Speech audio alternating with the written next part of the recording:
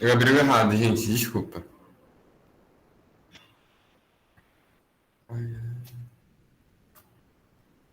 Ó, É esse mesmo. Então, como eu estava dizendo, a gente vai começar a falar um pouco das parasitoses, né, das helmintíases primeiro, e depois dos fármacos. A primeira que eu botei aí foi a ascaridíase, né, que é pela lombriga. A espécie, né, o agente etiológico é o Ascaris lumbricoides. É importante enfatizar que esse verme é um nemateuminto, ou seja, ele é um verme cilíndrico, ele não é achatado, que nem os plateumintos. Essa é uma das mais frequentes eumintoses humanas, é de maior incidência no homem. Além disso, é um parasito monoxêmico. O que isso quer dizer? Que ele só infecta o homem. Ele não tem aquele ciclo de hospedeiro intermediário, depois hospedeiro definitivo. Ele só vai infectar o homem. A transmissão é hídrica e alimentar, então alimentos contaminados, água contaminada, principalmente o pessoal aí do Rio, bebe água da SEDAI, a gente está muito suscetível a isso. Basicamente, a contaminação é através da ingestão dos ovos que contém a larva L3. O que isso quer dizer? A maioria dos parasitos vai se repetir muito esse ciclo, né? A gente tem 3 tipos de larva, às vezes até a L4, e a larva infectante, na maioria dos casos, vai ser sempre a L3. Então, esse ovo que a gente ingere tem que ter a larva infectante, a larva L3, para poder começar o ciclo de Lois na gente. Ah, mas o que é ciclo de Lois? Ciclo de Lois é basicamente o seguinte: a gente vai ingerir os ovos com a larva dentro. Esse ovo vai eclodir, né? Ele vai passar por todo o ciclo de Lois, que vai ser um ciclo cardiopatopulmonar. Então, a gente vai engolir os ovos, a larva vai eclodir.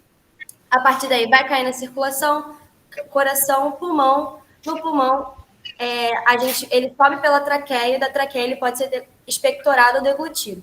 Sendo deglutido, ele volta para o intestino delgado, onde esse verme vai ser adulto. E aí, adulto, ele passa a fazer reprodução sexuada dentro do hospedeiro definitivo, nesse caso, o único hospedeiro, que é o homem. Então, esse ciclo de Lois é muito importante, ele vai se repetir em diversos vermes. Então, como eu falei, o adulto ele vai se reproduzir sexuadamente no nosso intestino, e aí esses ovos, né, que vão ser postos pela fêmea, já vão sair fertilizados, ou seja, já com a larva dentro, reiniciando todo o ciclo. Pode passar. A ancilostomia, particularmente meu favorito, eles também são nemateumintos, então também são vermes achatados. A transmissão é cutânea por penetração, então você tem que ser infectado pela larva L3 através da sua pele. Então ele tem, como vocês podem ver aí, os 2 agentes etiológicos, é o ancilostoma duodenalis e o Necator americano, que eu botei a foto aí para vocês. E esses acúlios, esses espinhos assim na boca deles, é o que vai auxiliar na penetração cutânea. Então, ele vai penetrar pela pele do hospedeiro. Atenção também que o duodenale, o ancilostoma duodenale, ele também pode penetrar por mucosa, então pela boca, por exemplo, e ele vai fazer o ciclo biológico do parasito, onde a larva filarioide, que é a larva L3, como eu tinha dito anteriormente, sempre se repete, vai penetrar na pele, vai cair na circulação sanguínea ou na circulação linfática, vai chegar no pulmão e vai sofrer equidise. O que é equidise? É como se fosse o último estágio de crescimento desse verme, né? Onde a larva L3 vai se transformar em larva L4. Novamente, vai subir pela traqueia, deglutido ou expectorado, e vai cair no intestino delgado, onde a gente vai ter esse verme adulto. Ele adulto vai fazer a reprodução sexuada no nosso intestino, né? Fazendo a ovopostura. O que é importante saber da ancilostomíase? A larva migroscutânea é também causado por um agente etiológico do mesmo gênero, né? Também ancilostoma, só que é um ancilostoma canino e brasiliense. Esses 2 vermes, esses 2 parasitos, eles infectam normalmente cães e gatos. Só que ele pode infectar o homem de forma errada. O que é de forma errada? Ele vai penetrar através da pele do homem, onde ele não deveria estar, só que ele consegue sobreviver. Então, ele vai começar a fazer um ciclo errático, onde ele vai ficar preso no nosso tecido subcutâneo. E aí, vai ocorrer uma resposta inflamatória e a gente vai ficar, como eu mostrei aí nessa imagem, com essa pelinhazinha aí, com desenho de onde o verme passou. Isso, na verdade, é uma resposta inflamatória, né, do verme. Também é fácil de tratar, só que é importante enfatizar que esse é o ciclo errático. Esse parasito, o ancilostoma canino e o ancilostoma brasiliense, não é não parasita o homem definitivamente. Ele é parasita de cães e gatos, mas infecta a gente de modo equivocado, de modo errado. Pode passar. A enterobíase ou oxiuro, que esse nome está caindo em desuso, agora a gente usa mais enterobíase, é causado pelo enteróbios vermiculares, também nemateuminto, só que ele é um pouco diferente. Ele é revestido por uma cutícula que vai formar uma característica importante do verme, que são as asas cervicais. Também transmissão por água e comida contaminada, só que a característica mais forte da enterobíase é o prurido muito intenso, é uma coceira muito intensa, uma coceira que não te faz dormir à noite. Por que não te faz dormir à noite? Essa coceira, ela piora à noite com a ovopostura. Por quê? À noite, a nossa temperatura corporal, ela se eleva um pouquinho. Então, a fêmea, né, do parasita, ela vai começar a fazer a ovopostura, vai começar a depositar ovos. E essa ovopostura que ela faz, ela libera uma substância para agregar os ovos. E essa substância, além de agregar os ovos, né, que já causa um certo desconforto, também vai causar coceira na gente, né, o prurido. Já falei isso. Enfim, nesse parasito, diferente dos outros, a gente tem que ter cuidado redobrado com lençol, com roupa de cama, com toalha de compartilhamento. Então, tem que sempre ser fervido. Além disso, é muito importante, no caso do diagnóstico parasitológico, né, desse parasito em específico, geralmente ele é feito de manhã. Ah, mas por que ele é feito de manhã? Porque teve muita ovopostura à noite, né? Como a gente falou ali, por conta da temperatura elevada do corpo, a fêmea prefere a noite para depositar os ovos. Então, de manhã é o melhor momento para você fazer um exame parasitológico, porque tá ali direto. Ele é bem pequenininho, em relação aos outros, principalmente a lombriga, né, que é a ascaridíase, ele é muito, muito pequeno. Pode passar, por favor. A estrangilodíase, que é causada pelo Strongyloides stercoralis, ele é um pouco diferente dos outros. Ele tem um ciclo mais, como eu falo, peculiar, assim. Ele é diferente. Ele também é um nemateuminto, novamente, reforçando, nemateuminto. É um verme cilíndrico. Ele é um geominto, então ele precisa estar em contato com a terra, né, com o solo, para completar o seu ciclo. Também transmissão através da água do alimento contaminado. E a parte mais diferente assim desse parasita seria a fêmea partenogenética. Essa fêmea, ela consegue, através da reprodução, né, ela consegue dar origem a 3 tipos de larva. Uma triploide, que vai ser a larva filarioide, que vai ser a que vai penetrar no homem e formar o ciclo de Lois. Uma diploide, que vai ser a fêmea de vida livre, e uma haploide, que vai ser o macho de vida livre. Essa larva filarioide é a mais importante, porque é ela que vai fazer a infecção do homem. Então, não interessa se você foi penetrado por qualquer outro tipo de larva. Nada vai acontecer com você se não for pela larva filarioide, que é a larva infectante. É importante enfatizar também que a estrogilodíase, ela tem uma ação muito maior assim em indivíduos imunossuprimidos ou com o uso de corticoides constantes, né? Já que o sistema imunológico ele está suprimido, né, de certa forma. E o uso de corticoides, como a gente bem sabe, ele acaba inibindo um pouco a resposta inflamatória. Então, isso contribui para a gente ter uma doença disseminada, ou seja, é muito mais grave. Vai ocorrer além do básico, né, dos parasitas, que é geralmente dor, distensão abdominal, vômito, náuseas. Essa doença disseminada, além de estar extremamente associada ao grande número de parasitos, a grande infecção, vai causar sintomas mais graves, sintomas respiratórios, etc. Pode passar, por favor, Matheus. A teníase, acho que a teníase e a lombriga são as que a gente mais conhece, né? Assim como leigos também. Mas a teníase também é de transmissão hídrica e alimentar. Na verdade, a tênia, né, ela tem um complexo de teníase cisticercose. Então, a partir do momento que você ingere os ovos, a larva vai se desenvolver em você. Na verdade, ela fica dentro do ovo, né? O cisticerco fica dentro do ovo. E a gente vai ter a cisticercose, que é muito pior do que a teníase, né? Tanto que tem neurocisticercose. Acho que vocês aqui, se tiverem a oportunidade... Eu não trouxe aqui, eu devia ter trazido uma ressonância magnética mostrando os cisticercos, né? Os ovinhos com as larvas no cérebro. Então, a ingestão de ovos da Taenia solium vai causar cisticercose humana. E é importante enfatizar que somente a Taenia solium causa cisticercose humana. Somente essa. A ingestão das larvas, por sua vez, vai ocorrer a formação do verme adulto, que vai entrar novamente no ciclo de Lóis, como eu já falei, e vai causar teníase. E aí eu botei tênia SP. O que é tênia SP? Pode ser tanto a tênia solium quanto a tênia saginata. Os ciclos são bem semelhantes, assim. No caso da saginata, o hospedeiro intermediário seria o bovino, né?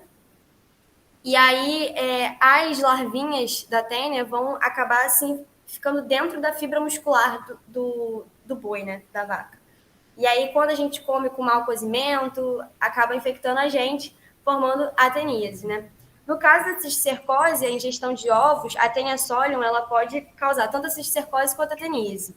Se for teníase, é o mesmo raciocínio da saginata, só que o hospedeiro intermediário pode ser o porco ou o próprio homem.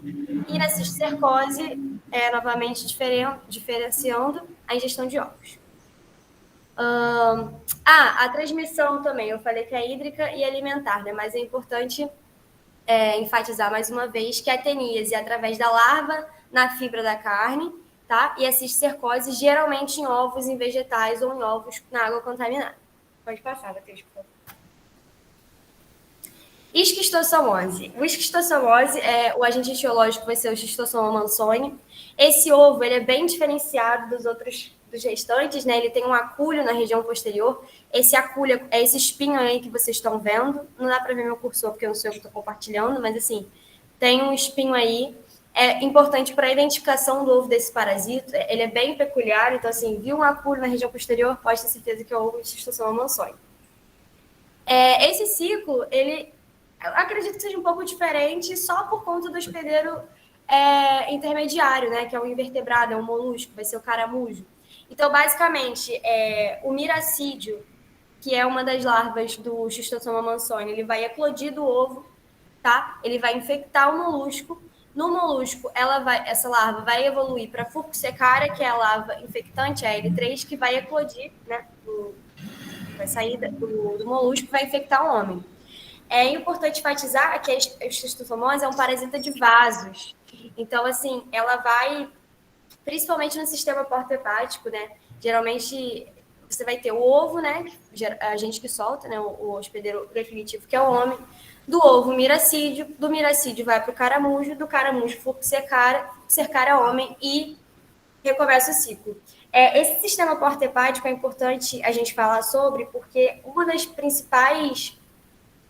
principais sintomas assim da esquistossomose crônica vai ser a hepatomegalia e a esplenomegalia. Na verdade, o que acontece é que tem tanto verme que ele vai acabar obstruindo um pouco. E aí o sangue, né, que deveria passar pelo sistema porta-hepático, cair na veia cava, ir para o coração e fazer todo o ciclo que a gente já sabe, né, circulação, ela vai, esse sangue, como está obstruído, vai acabar refluindo para outros lugares, entendeu? Outros sistemas. E aí acaba aumentando um pouco o volume do fígado e do baço também. Pode passar, Matheus, por favor.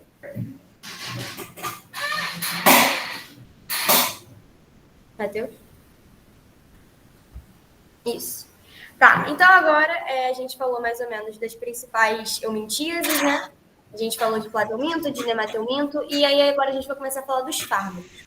Os benzimidazólicos, eles são os principais antihelmínticos. Eles vão incluir 3 classes. O mebendazol, ai, desculpa, é difícil falar, gente. O tibendazol e o albendazol. Eles vão atuar inibindo a polimerização da beta-tubulina helmíntica. O que é a beta-tubulina helmíntica? É uma constituinte do citoesqueleto do verme. Então, esse fármaco vai inibir praticamente vai inibir o citoesqueleto desse verme, né? Consequentemente, isso vai causar uma redução do aporte de glicose necessário para a produção da ATP. Então, além de estar com o citoesqueleto comprometido por esses fármacos, esse verme também vai estar sem energia, não vai ter ATP. Enfim, o primeiro desses que eu vou falar vai ser o albendazol.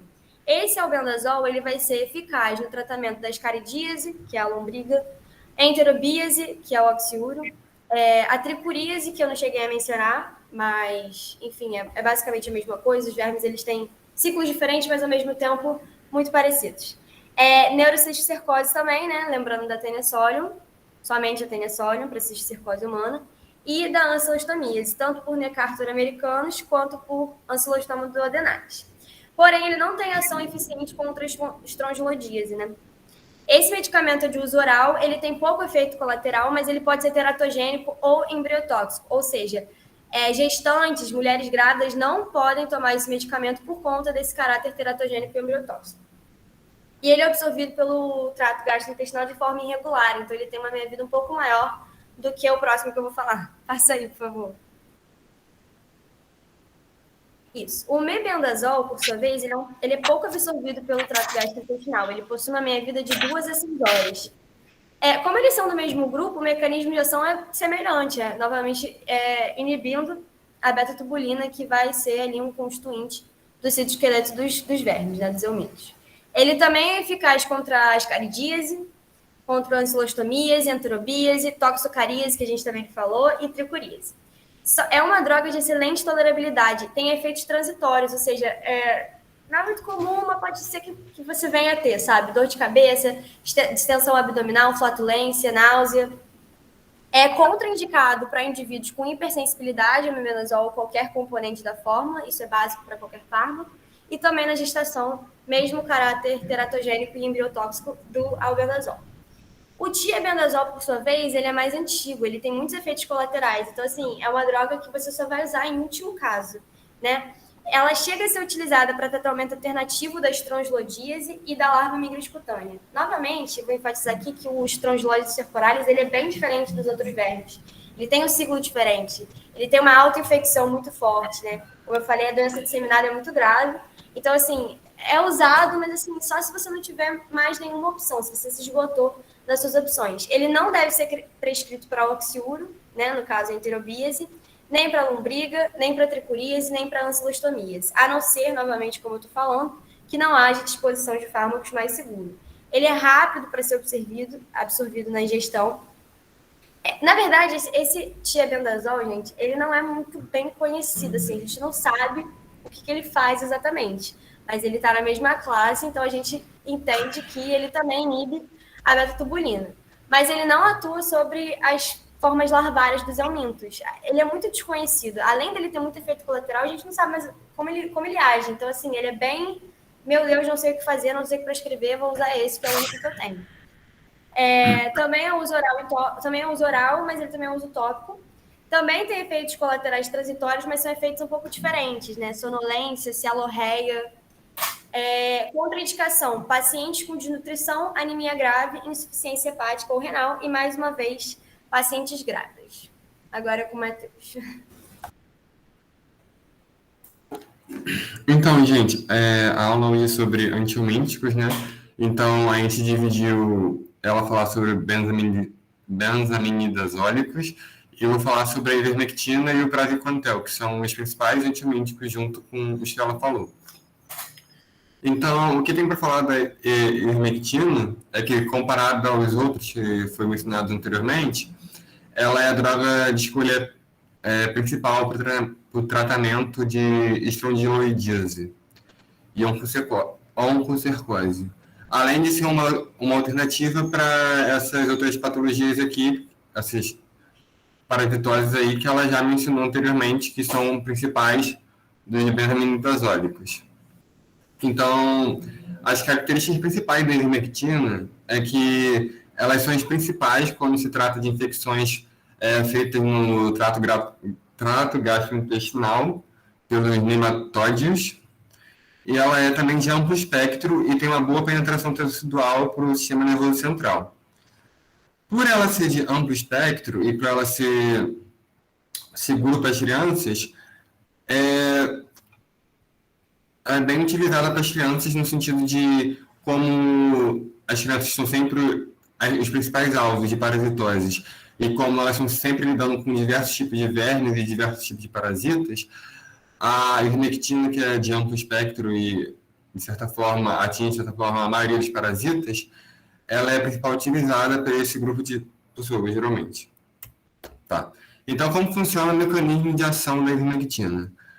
O que acontece é que nesses parasitas, nesses vermes, a estrutura muscular deles é bem desenvolvida e a estrutura nervosa, a estrutura neurológica deles é bem primitiva. E elas têm canais de cloro, tanto nessas junções, né? Tem canais de cloro. Ou seja, o que acontece é que vai haver essa ligação dos canais de cloro, vai hiperpolarizar a membrana, vai aumentar a permeabilidade da membrana ao cloro. O cloro vai começar a entrar em grande quantidade, né? Aí vai haver uma hiperpolarização da membrana, hiperpolarização, até que, de certa forma, vai haver uma paralisia tônica do verme por causa disso, de tanta hiperpolarização. Aí, tanto ele vai tentar se mexer tanto, não vai conseguir sair do lugar, ele vai, tipo, meio que atingido pelos antígenos no nosso corpo e vai morrer. É assim que funciona. Vai haver uma hiperpolarização e ele vai se paralisar. Ele não vai conseguir se mexer, vai tentar e vai ser atingido pelos antígenos. Tá, é mais ou menos assim que funciona. A ivermectina, aumento da permeabilidade da membrana, o cloro vai entrar e vai haver essa paralisia, por causa da grande hiperpolarização. Então, os efeitos adversos. A ivermectina tem uma boa tolerância, ela pode causar prurido, febre, mialgia, constipação, ostealgia, diarreia, tontura. E, como eu disse anteriormente, ela é recomendada para criança, né? Só que não é recomendada para crianças de menos de 5 anos e crianças com menos de 15 quilos, né? Gestação categoria C, quer dizer que só é utilizado se for realmente necessário, se os benefícios dela foram melhores do que os malefícios dela para a gestante. Enquanto o próximo fármaco que a gente vai falar, que é o praziquantel, é a gestação B, que é o quê? Tá, como eu disse anteriormente, tratamento de parasitose do trato gastrointestinal e principal escolha para estrongiloidíase intestinal e ascaridíase também. Ela também é utilizada para tratamento de parasitose cutânea. Nem todos os fármacos de antibióticos são utilizados para tratamento de parasitose cutânea, né, que é na pele. Mas a ivermectina é um deles. Que tanto a escabiose, que é tipo um artrópode que causa isso, pediculose e orcocercose. E também é utilizado para tratamento de filariose, que é envolvido no sistema linfático do nosso corpo humano. Tá. Mudando a ivermectina, né, que é um medicamento bem famoso, um fármaco bem famoso contra eumínticos, a gente tem um praziquantel, que é uma infecção que geralmente tem um amplo espectro de ação, não como os outros, que foi falado anteriormente, e principalmente para infecção de cestóides e trematóides.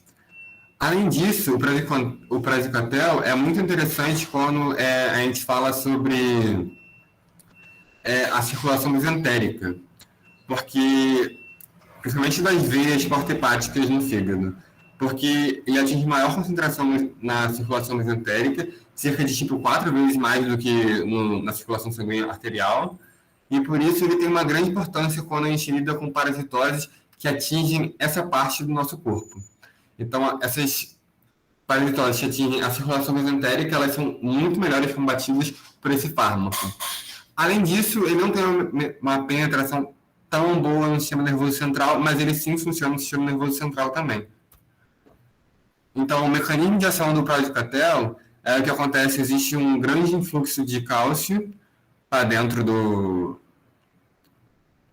nosso sistema nervoso, né? Aí vai haver uma contração, vai haver muitas contrações, uma coisa meio tetania, sabe? E vai haver uma paralisia por causa disso. A gente vai ver tanta contração por causa do influxo exagerado do cálcio, que vai haver uma espasticidade. Isso é um dos mecanismos do praziquantel. Também pode acontecer de haver uma desintegração tegumentar do verme, que vai fazer com que os antígenos dentro dele, né, eu acho que os pumps, eu não tenho certeza, mas deve ser isso, vai haver uma exposição desses antígenos do parasita e a gente vai acabar conseguindo fazer uma resposta melhor para ele e conseguindo se livrar desse verme. Calma. É isso. Os efeitos colaterais, a tolerância é muito boa e seguro, efeitos transitórios, normais, e a contraindicação para crianças menores de 4 anos, e como eu disse na gestação, é mais seguro comparado aos outros. Tá. Como eu disse anteriormente, o Praziquantel é o melhor para parasitas que atingem e atacam a circulação mesentérica, né? Veia porta hepática. A histocimose, que foi dita lá anteriormente pelo Manu, o Schistosoma mansoni, ele é um parasita que ele parasita principalmente circulação porta hepática. Então, o Praziquantel vai ser o melhor fármaco para combater a histocimose de todos os outros, por causa dessa maior concentração dele nessa circulação. Ele também vai poder ser muito bom para a Taenia solium e Taenia saginata, né? A Taenia solium que vem do porco e a Taenia saginata que vem do boi, que é a teníase, e a cisticercose, que é a forma laval da Taenia solium. Exatamente isso.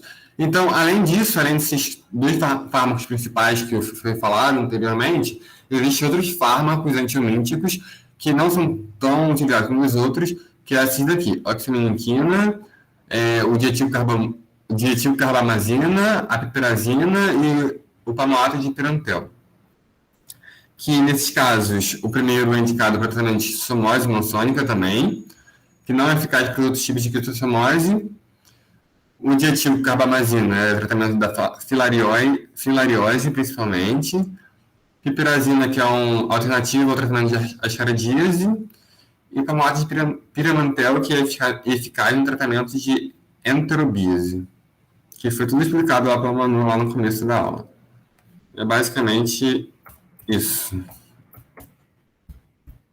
Isso.